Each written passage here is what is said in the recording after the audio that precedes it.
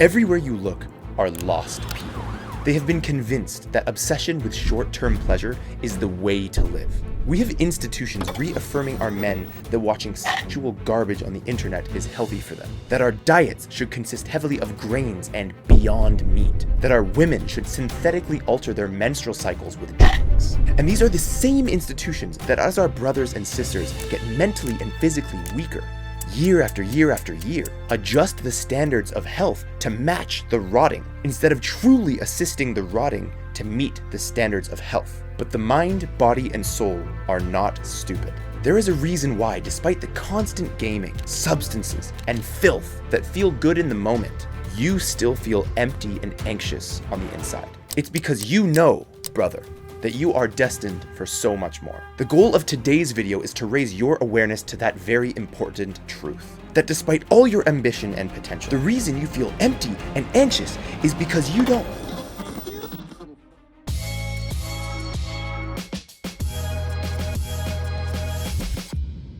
I offer this concept to you. Inside of you, right now, there are two people, the lower self and the higher self. The higher self represents your true aspirational goals. Building a business that helps millions of people, creating a family that deeply cares for each other, changing the world for the better, living a life of true purpose. This part of your identity is forward-looking, and it's concerned with long-term fulfillment, and intimately recognizes that all men, including yourself and myself, must one day die.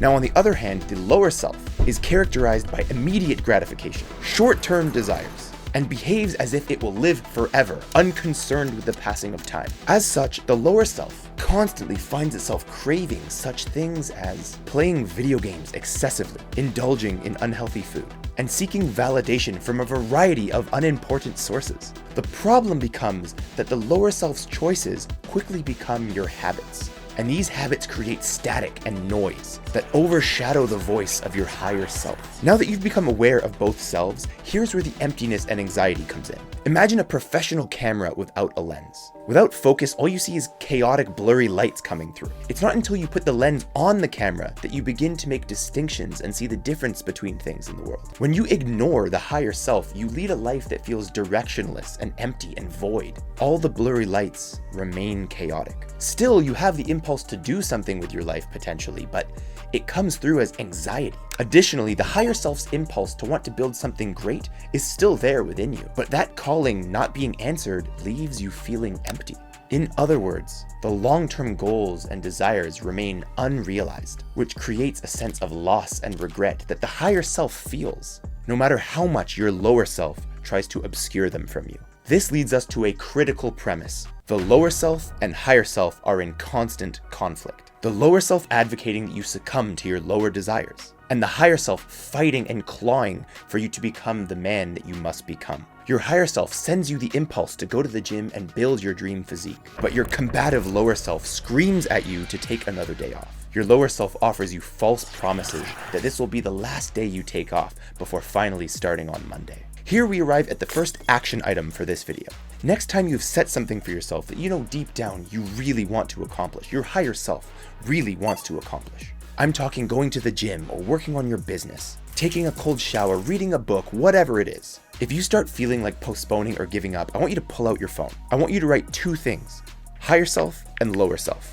Beside each one, write down what the voice is telling you to do and what it wants you to do, what you know that the higher self and the lower self is trying to get you to do. Now, just by bringing your awareness to the discussion inside yourself and the conflict between the higher self and lower self, you'll see that more often the higher self will begin to win out. Now, take this action item with the understanding that daily habits are what build our lives. If more often than not it's your higher self that wins, then that's who you are. But the same holds true for the lower self. And this understanding leads us perfectly to the second premise. You are your habits. Day after day, week after week, year after year, the small behaviors that you choose to take create ripples in your life that emanate who you are.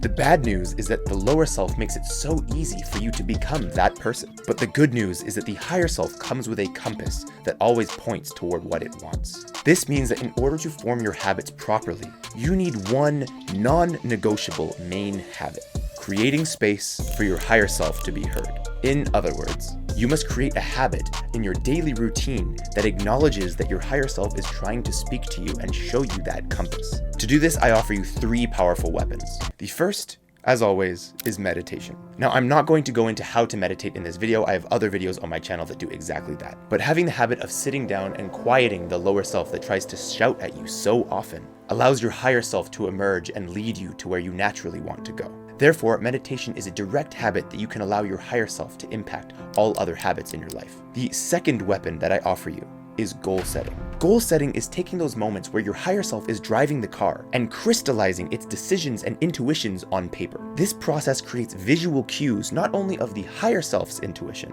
but also simply of the higher self's general existence. At times when the lower self is trying to convince you that short-term gratification is all there is, and that that's what you should listen to. The third and final weapon is intentional environments. Select friends, groups, and places where your higher self has to be the one that leads. If you join a community that holds its members to a high standard, you have no option but to let your higher self lead. I'll put this another way. Make decisions when your higher self is leading that forces your higher self to re-emerge in the future. Schedule times with coaches, mentors, or friends who force your higher self to be present. Now, with your 3 weapons in your arsenal, I present the final premise to you. The higher self's regular emergence is a journey of transformation. Even though both selves exist inside of you right now, as you're watching this video, you've been led by your lower self for a long time. And as I mentioned earlier, you become your habits. Therefore, in order to allow your higher self to win out against your lower self more often, you're going to need to fundamentally change who you are. But you now have the awareness that your higher self is there and wants to deliver you from emptiness and anxiety. Be patient with yourself, as this does not happen overnight. It's also worth mentioning that your higher self will not, and perhaps should not, win out every single time. This is simply an ideal to aim for during regular intervals of your life. However, for when you do want your higher self to win out, you have the 3 weapons that I've offered you today: meditation, goal setting, intentional environments. As for me, I too strive to have my higher self be the main driver of my life. But to be completely candid with you, watching me through the screen, I still have a drink now and then. I'll pick up the controller every now and again. I still go out on dates. But the difference is, I can hear my higher self now, calling me to come back to my post in the battle against emptiness, chaos, and anxiety. And so, I always return. Today, I submit to you that everywhere you look are lost people. The vocal cords of their lower self scream so much louder than the whispers of their higher self. But you, watching this video right now, I am speaking directly to your higher self and reminding you that overcoming the lower self's distractions paves the way for fulfilling a life aligned with your true purpose. And it is never too late to listen to what your higher self is calling you to become. Thank you so much for watching. My name is Spencer with Must Become. Always remember that your potential is your obligation, and so what you can become, you must become.